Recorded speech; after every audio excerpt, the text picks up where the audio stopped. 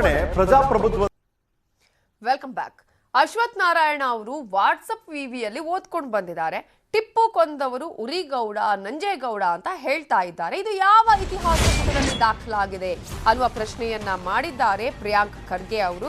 ಪ್ರಿಯಾಂಕ್ ಖರ್ಗೆ ಅವರು ಅಶ್ವಥ್ ನಾರಾಯಣ ಅವರು ಕೊಟ್ಟ ಹೇಳಿಕೆಗೆ ತೀವ್ರ ಆಕ್ರೋಶವನ್ನ ವ್ಯಕ್ತಪಡಿಸಿದ್ದಾರೆ. ಇತಿಹಾಸದ ಪುಟಗಳನ್ನೇ ತಿರುಚುವಂತಹ ಕೆಲಸವನ್ನ ಮಾಡ್ತಾ ಇದ್ದಾರೆ. ಟಿಪ್ಪು ಕೊಂದವರು ಉರಿಗೌಡ, ನಂಜೇಗೌಡ ಅಂತ ಹೇಳುವ ಮೂಲಕ ಇತಿಹಾಸದ ಯಾವ ಪುಟದಲ್ಲಿ ದಾಖಲಾಗಿದೆ ಅನ್ನೋದನ್ನ ಅಶ್ವಥ್ ನಾರಾಯಣ ಅವರು ಹೇಳಿ ಅಂತ ಹೇಳಿ ಪ್ರಿಯಾಂಕ್ ಖರ್ಗೆ ಆಕ್ರೋಶವನ್ನ ವ್ಯಕ್ತಪಡಿಸಿದ್ದಾರೆ. ಕೇಶವ ಕೃಪಾ ಹೇಳಿದಂತೆ ಅಶ್ವಥ್ ನಾರಾಯಣ ಅವರು ಸಿಟಿ ರವಿ ಅವರು ಮಾತನಾಡ್ತಿದ್ದಾರೆ. ನಾವು ಕೂಡ ದಾಖಲೆ ಇಟ್ಟು ಸದನದಲ್ಲಿ ಮಾತನಾಡ್ತೇವೆ ಅಂತ ಹೇಳಿ ಪ್ರಿಯಾಂಕ್ ಖರ್ಗೆ ಹೇಳಿದ್ದಾರೆ. ಈಗ ಸಿಟಿ ರವಿ ಅವರು ಮೊನ್ನೆ ಗವರ್ನರ್ ಭಾಷಣ ಆದ್ಮೇಲೆ ನಾನು ಹಿಂದೆ ಬೀಳಬಾರ್ದು ಅಂದ್ಬಿಟ್ಟು ಅಶ್ವಥ್ ನಾರಾಯಣ ಅವರು ಮುಂದೆ ಬಂದ್ಬಿಟ್ಟಿದ್ದಾರೆ.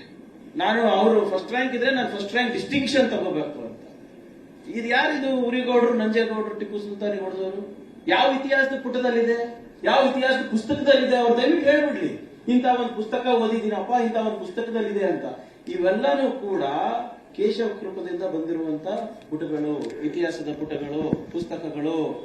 ಇದು ಏನಾಗಿದೆ ಅಂದ್ರೆ, ಮಾನ್ಯ ರಣದೀಪ್ ಸಿಂಗ್ ಸುರ್ಜೇವಾಲಾ ಅವರು ಹೇಳ್ದಂಗೆ ಸೋಲಿನ ಭೀತಿನಲ್ಲಿ ಅವರು ಹಿಂಗಾನ ಮಾಡಿ ನೋಡಿ ನಾಳೆ ಸೋಲ್ತಾ ಇದೀವಿ, ಆದ್ರೆ ನೋಡಿ ಸರ್ ನಾನು ನನ್ನ ಕೆಲಸವನ್ನ ನಾನು ಪ್ರಾಮಾಣಿಕವಾಗಿ ಮಾಡಿದ್ದೀನಿ.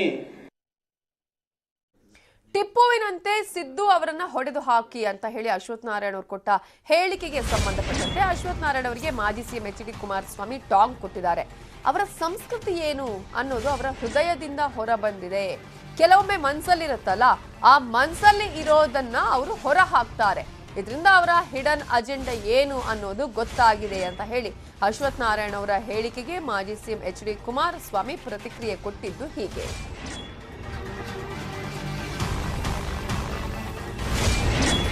ಅಶ್ವಥ್ ನಾರಾಯಣ ಅವರು ಸಿದ್ದರಾಮಯ್ಯ ಅವರ ಬಗ್ಗೆ, ಟಿಪ್ಪುವಿನ ವಿಚಾರದಲ್ಲಿ ಕೊಟ್ಟಂತಹ ಹೇಳಿಕೆ ಬಗ್ಗೆ ಈಗ ಸಾಕಷ್ಟು ವಿವಾದಗಳಾಗ್ತಾ ಇದೆ. ಅನೇಕರು ಆಕ್ರೋಶವನ್ನು ವ್ಯಕ್ತಪಡಿಸುತ್ತಿದ್ದಾರೆ, ಖಂಡನೆಯನ್ನ ವ್ಯಕ್ತಪಡಿಸುತ್ತಿದ್ದಾರೆ. ಇದೇ ಸಂದರ್ಭದಲ್ಲಿ ಮಾಜಿ ಸಿಎಂ ಎಚ್ ಡಿ ಕುಮಾರಸ್ವಾಮಿ ಅವರು ತೀವ್ರ ಖಂಡನೆಯನ್ನ ವ್ಯಕ್ತಪಡಿಸಿದ್ದಾರೆ. ಅಶ್ವಥ್ ನಾರಾಯಣ ಅವರ ಸಂಸ್ಕೃತಿ ಏನು ಅನ್ನೋದು ಅವರ ಹೃದಯದಿಂದ ಗೊತ್ತಾಗಿದೆ. ಅದೇ ಕಾರಣಕ್ಕಾಗಿ ಅವರು ಆ ರೀತಿಯಾಗಿ ಮಾತನಾಡಿದ್ದಾರೆ. ಕೆಲವೊಮ್ಮೆ ಮನಸ್ಸಲ್ಲಿ ಇರೋದು ಬಾಯಲ್ಲಿ ಬರುತ್ತೆ, ಅದನ್ನು ಅವರು ಹೊರ ಹಾಕ್ತಾರೆ. ಇದರಿಂದಾನೇ ಗೊತ್ತಾಗುತ್ತೆ ಅವರ ಹಿಡನ್ ಅಜೆಂಡಾ ಏನು ಅನ್ನೋದು ಅಂತ ಹೇಳಿ ಅಶ್ವಥ್ ನಾರಾಯಣ ಅವರ ಹೇಳಿಕೆಗೆ ಕುಮಾರಸ್ವಾಮಿ ಪ್ರತಿಕ್ರಿಯೆ ಕೊಟ್ಟಿದ್ದಾರೆ. ಯಾವುದನ್ನು ರಾಜಕೀಯವಾಗಿ ಮಾತನಾಡಬಹುದು, ಆದ್ರೆ ಸಾಯಿಸುವಂತಹ ವಿಚಾರ ಆಗಿರಬಹುದು ಅಥವಾ ವೈಯಕ್ತಿಕ ದಾಳಿ ಒಳ್ಳೆಯದಲ್ಲ ಅನ್ನೋದನ್ನ ಹೇಳಿದ್ದಾರೆ. If government have any sense, if they applying their power on the common man when they are given some statement, how they apply their powers. Same way, for this man's statement, government has to take action immediately, according to me. Sir, the BBC raids or surveys, as government says, is continuing for the third day, sir, on BBC. That's why I'm telling you here, Indira Gandhi time, official emergency was there. Officially they declared. In this country, BJP government, unofficially they have already declared emergency. Whoever talk about against BJP government, immediately they will apply they are misusing their powers. They are using their agencies to destroy opposition. If government have any sense. Siddaramaiah ಅವರನ್ನ ಹೊಡೆದು ಹಾಕಬೇಕು ಅನ್ನುವಂತ ಹೇಳಿಕೆ ವಿಚಾರಕ್ಕೆ ಸಂಬಂಧಪಟ್ಟ ಹಾಗೆ ಅಶ್ವಥ್ ನಾರಾಯಣ್, ನಳಿನ್ ಕುಮಾರ್ ಕಟೀಲ್ ವಿರುದ್ಧ ದೂರು ದಾಖಲಾಗಿದೆ. ಕೆಪಿಸಿಸಿ ಪ್ರಧಾನ ಕಾರ್ಯದರ್ಶಿ ಎಸ್ ಮನೋಹರ್ ದೂರನ್ನ ಕೊಟ್ಟಿದ್ದಾರೆ. ಸಿದ್ದರಾಮಯ್ಯ ಅವರನ್ನ ಹೊಡೆದು ಹಾಕಬೇಕು ಅಂತ ಹೇಳಿ ಈಗ ಅಶ್ವಥ್ ನಾರಾಯಣ್ ಅವರು ಮಂಡ್ಯದಲ್ಲಿ ಹೇಳಿದ್ರಲ್ಲ, ಅದಕ್ಕೆ ಆಲ್ರೆಡಿ ಈಗ ಸ್ವಾರಿಯನ್ನು ಕೇಳಿದರೆ ವಿಷಾದವನ್ನು ವ್ಯಕ್ತಪಡಿಸಿದ್ದಾರೆ. ನಾನು ಹೇಳುದು ಆ ರೀತಿ ಅಲ್ಲ, ಸೋಲಿಸಬೇಕು ಅನ್ನುವಂತಹ ಅರ್ಥದಲ್ಲಿ ಹೇಳಿದ್ದೇನಿಲ್ಲ. ಬಟ್ ಕಾಂಗ್ರೆಸ್ ಇದನ್ನ ಅಸ್ತ್ರವಾಗಿ ಮಾಡಿಕೊಂಡಿದೆ, ಜೊತೆಗೆ ಗಂಭೀರವಾಗಿ ತೆಗೆದುಕೊಂಡಿದೆ. ಈ ಹಿನ್ನೆಲೆಯಲ್ಲಿ ಮಲ್ಲೇಶ್ವರಂ ಠಾಣೆಗೆ ಕಾಂಗ್ರೆಸ್ ನಿಯೋಗ ದೂರನ್ನ ಕೊಟ್ಟಿದೆ. ಬಿಜೆಪಿ ರಾಜ್ಯಾಧ್ಯಕ್ಷ ಹಾಗೆಯೇ ಅಶ್ವಥ್ ನಾರಾಯಣ ಅವರ ವಿರುದ್ಧ, ಇಬ್ಬರ ವಿರುದ್ಧವೂ ದೂರನ್ನ ನೀಡಿದೆ. ಟಿಪ್ಪು ವಂಶಸ್ಥರನ್ನ ಕೊಲೆ ಮಾಡಬೇಕು ಅಂತ ಹೇಳಿ ನಳಿನ್ ಕುಮಾರ್ ಕಟೀಲ್ ಹೇಳಿದ್ದಾರೆ.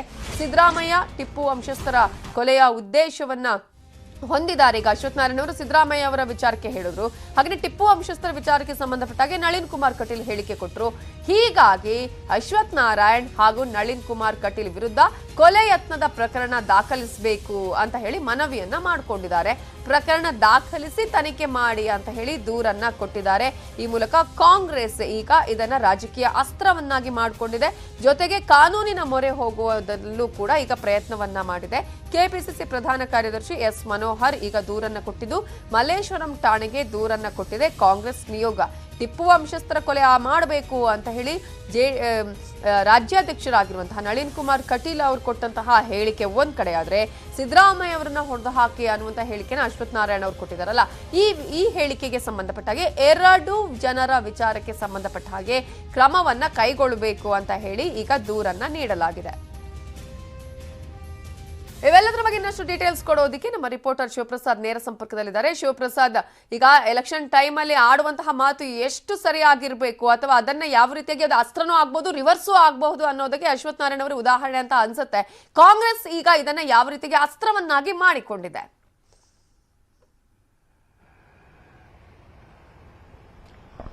ಖಂಡಿತವಾಗ್ಲೂ ನವಿತಾ, ಚುನಾವಣೆ ಹತ್ತಿರ ಬರ್ತಿದ್ದಂತೆ ಹೇಳಿಕೆಗಳು, ಅದಕ್ಕೆ ಪ್ರತಿ ಹೇಳಿಕೆಗಳು, ವಾಗ್ದಾಳಿಗಳು ನಡೀತಾನೆ ಇರುತ್ತೆ. ಅದರಲ್ಲಿ ಕೆಲವೊಂದಷ್ಟು ಬಹಳ ತೀಕ್ಷ್ಣವಾಗಿರುತ್ತೆ. ಅದೇ ರೀತಿಯಾದಂತಹ ಹೇಳಿಕೆಯನ್ನ ಅಶ್ವಥ್ ನಾರಾಯಣ ಅವರು ಕೂಡ ಕೊಟ್ಟಿದ್ರು.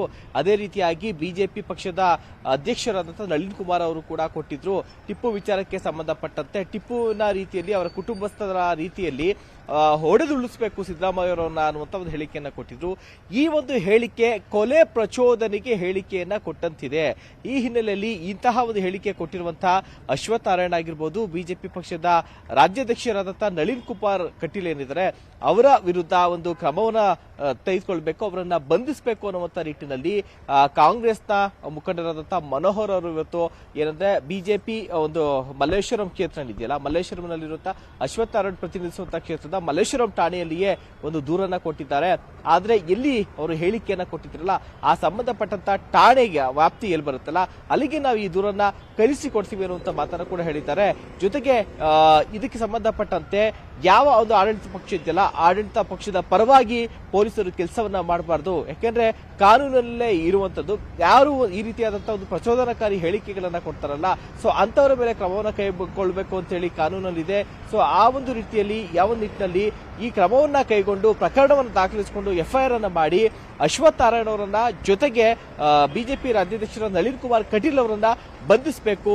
ಇನ್ ಕೇಸ್ ಬಂಧಿಸ್ತಿಲ್ಲ ಅಂತಂದ್ರೆ ಇದೇ ಮಲ್ಲೇಶ್ವರಂ ಠಾಣೆಯ ಮುಂದೆ ನಾವು ಪ್ರತಿಭಟನೆಯನ್ನ ಮಾಡ್ತೀವಿ ಅನ್ನುವಂತ ಮಾತನ್ನ ಕೂಡ ಕಾಂಗ್ರೆಸ್ ಪಕ್ಷದ ಮುಖಂಡರಾದಂತಹ ಮನೋಹರ್ ಅವರು ಎಚ್ಚರಿಕೆಯನ್ನು ಕೂಡ ಕೊಟ್ಟಿರುವಂತದ್ದು. ನವಿತಾ ಜೈನ್, ಥ್ಯಾಂಕ್ ಯು ಶಿವಪ್ರಸಾದ್ ಡೀಟೇಲ್ಸ್ಗೆ. ಮತ್ತಷ್ಟು ಸುದ್ದಿ ಬ್ರೇಕ್ ಆದ್ಮೇಲೆ.